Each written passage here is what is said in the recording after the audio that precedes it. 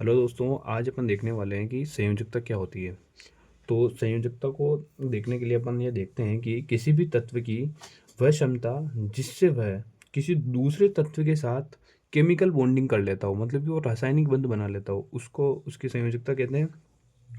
इसको अगर आसान शब्दों में अपन देखें तो एक परमाणु जो होता है वो कितने इलेक्ट्रॉन तो लेता है और कितने इलेक्ट्रॉन को देता है, या फिर वो कितने इलेक्ट्रॉनों का साझा करता है, वो उसकी संयोजकता होती है। तो संयोजकता जो होती है वो जो उसका बाहरी जो शेल होता है, वैलेंस शेल जिसको अपन बोलते हैं, उसमें जो मौजूद इलेक्ट्रॉन होते हैं वो उसके ऊपर डिपेंड करती है कि उसके अंदर उसका अष्टक पूर्ण है कि नहीं है, कितने इलेक्ट्रॉनों की उसको ज़रूरत है, कितने इलेक्ट्रॉन वो दे सकता है उसका अष्टक पूर्ण करने के लिए। तो अपन एक एग्जाम्पल से देखते हैं कि जैसे कोई एग्जाम्पल है अपने पास में, नाइट्रोजन अपन ले लेते हैं। ठीक है, नाइट्रोजन कितने नंबर पे आता है? Hydrogen, helium, lithium, beryllium, boron, carbon, nitrogen 7 number पे आता है ये। अगर इसका अपन इलेक्ट्रॉन कॉन्फ़िगरेशन देखते हैं तो 1s2, 2s2, 2p3 होता है। 2 और 2 4 और 3 7 हो गया।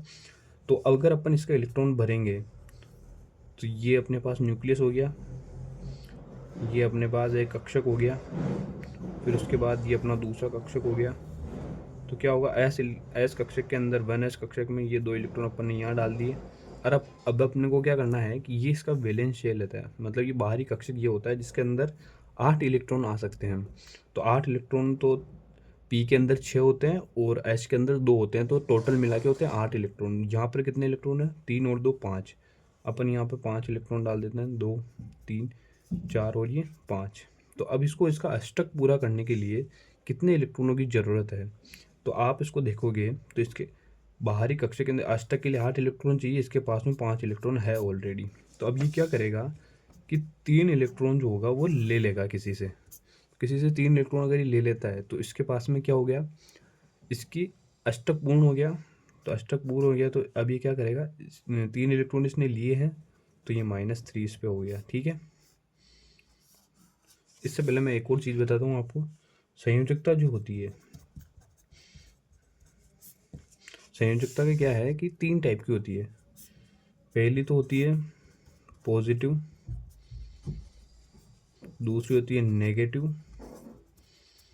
और तीसरी होती है सह संयोजकता, जो कि साझा करते हैं ना इलेक्ट्रॉन, तब होती है। ठीक है, पॉजिटिव जो होती है, पॉजिटिव का मतलब ऐसा है कि अगर कोई इलेक्ट्रॉन का दान कर रहा है तो वो आएगा पॉजिटिव के अंदर, मतलब कि यहाँ पे इलेक्ट्रॉन देता है।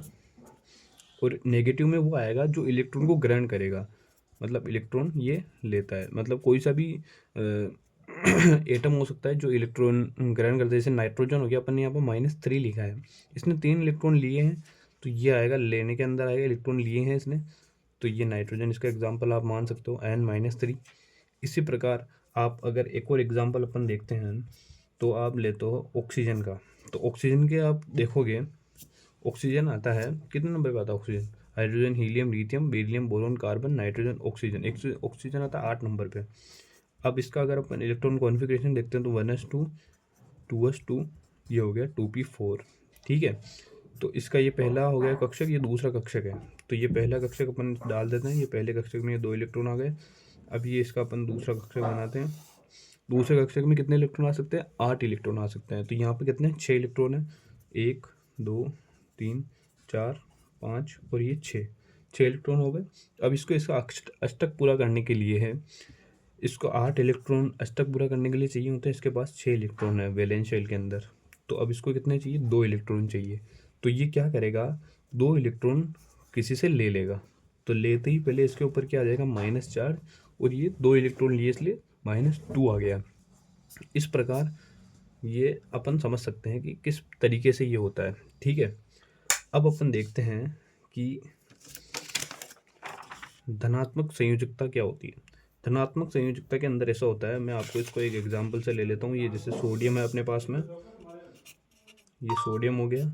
तो सोडियम का अगर अपन इलेक्ट्रॉन कॉन्फ़िगरेशन देखेंगे तो क्या होता है? 1s2, 2s2, 2p6। तो सोडियम जो आता है ये आता है 11 नंबर पे। तो 6 और 2 8 और 2 10 हो गए, 1s2, 2s2, 2p6। 3s1। तो s के अंदर एक इलेक्ट्रॉन आ गया। तो अब क्या होता है कि ये अपन इसका बना देते हैं, इसकी शेल बना देते हैं। तो इसके अंदर अपन ये 2 इलेक्ट्रॉन डाल दिए। अब इसके अंदर क्या हो रहा है कि 6 और 2 8 इलेक्ट्रॉन इसके पास ऑलरेडी यहीं पे हो रहे हैं। तो इसकी वैलेंस शेल हो गई s कक्षा। तो इसके बाद जो अगली कक्षा बनेगी इसके अंदर, तो क्या होगा कि इसके अंदर 8 इलेक्ट्रॉन डाल देते हैं, 2 3 4 5 6 7 और ये 8 इलेक्ट्रॉन आ गए। अभी क्या हुआ कि बाहर की कक्षा के अंदर एक इलेक्ट्रॉन है, इसका अष्टक पूरा करने के लिए इसको कितने इलेक्ट्रॉनों की ज़रूरत थी? 8 की ज़रूरत थी। इसके बाद ये एक एक्स्ट्रा इलेक्ट्रॉन है, तो ये क्या करेगा, एक इलेक्ट्रॉन को यहाँ से एक इलेक्ट्रॉन का क्या करेगा, डोनेट कर देगा। तो ये डोनेट करते पहले इसका अष्टक पूरा हो जाएगा, 6 और 2 8 इलेक्ट्रॉन इसके पास हो गए। तो 8 अष्टक पूरा करने का मतलब ये होता है कि कोई सा भी जो इलेक्ट्रॉन है वो स्थायी हो जाता है। अष्टक पूरा करने का मतलब ये होता है। आपको लग रहा होगा कि मैं अष्टक पूरा करने के क्यों कह रहा हूँ बार बार, क्योंकि अष्टक पूरा करने का मतलब होता है कि इलेक्ट्रॉन स्थायी हो जाएगा, ठीक है, स्टेबल हो जाता है वो। तो ये इलेक्ट्रॉन एक इलेक्ट्रॉन का डोनेट कर देगा, तो इसके पास इसकी संयोजकता क्या होगी? इसकी संयोजकता आप देखोगे तो ये सोडियम हो गया, इसने एक इलेक्ट्रॉन दान किया है, तो +1 इसकी संयोजकता हो जाएगी। इस प्रकार इनकी संयोजकता होती है, ठीक है। अगर आपको और समझना है तो ये और अपन जैसे मैग्नीशियम का एग्जाम्पल ले सकते हैं। इसी प्रकार मैग्नीशियम की +2 होती है, तो आप इसका देखोगे तो इसकी वैलेंस शेल जो होती है उसके अंदर अगर आप चेक करोगे, तो मैं आपको एक सेकंड रुको, मैं आपको ये बताता हूँ कि इसके अंदर कैसा होता है। तो आप देखोगे तो मैग्नीशियम का जो इलेक्ट्रॉन कॉन्फ़िगरेशन जो होता है इसका, वो आप देखते हो तो 1s2 2s2, क्योंकि सोडियम के बाद जस्ट मैग्नीशियम आता है। तो सोडियम 11 नंबर पे आता है, तो ये कितने पे आएगा, 12 नंबर पे। तो 12 पे आएगा तो अपने को s कक्षा के अंदर एक और इलेक्ट्रॉन डालना पड़ेगा, 1s2 2s2 2p6, ये हो गया 3s2। तो क्या होगा, अष्टक यहीं पे पूरा हो गया अपना।